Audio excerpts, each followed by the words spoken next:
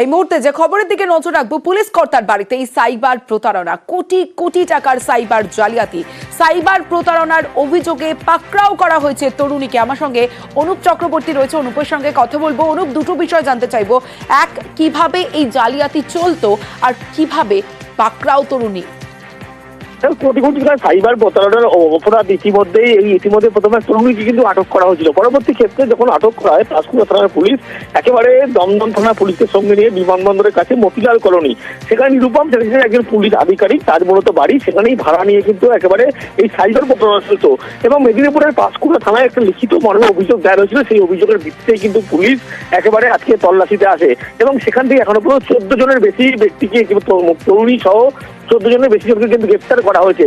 এবং এই প্রতারণা চক্র কিন্তু কোটি কোটি টাকার সাইবার অপরাধ ইতিমধ্যে এখনো পর্যন্ত স্পষ্ট হচ্ছে এবং 14 জনের বেশি গ্রেপ্তার করা হচ্ছে। ইতিমধ্যেই পুলিশে জানতে পারছে একাধিক ব্যক্তিকে একাধিক প্রলোভন দেখিয়ে এইভাবে সাইবার প্রতারণা করতো ইতিমধ্যে পাঁশকুড়া থানার পুলিশ ও দমদম থানার পুলিশ একসঙ্গে কিন্তু সকাল দুপুরের পর থেকেই তল্লাশি অভিযান চালাচ্ছে এবং গ্রেপ্তারের সঙ্গে কিন্তু আরো পরবর্তীতে বাড়বে, এমনটা যদিও এখনো পর্যন্ত।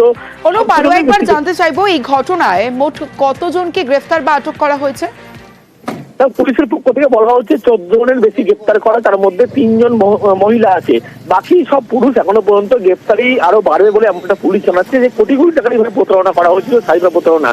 পাঁশকুড়া থানায় লিখিত অভিযোগ হয়েছিল। আর পরবর্তী ক্ষেত্রে এই যে অফিস একেবারে সন্ধান পায় এয়ারপোর্ট সংলগ্ন এলাকায়, সেখানে দমদম থানার অন্তর্গত এক পুলিশ কর্তা, তার বাড়িতে কিন্তু এইভাবে ভাড়া নিয়ে কিন্তু এই প্রতারণা চক্র চালাতো।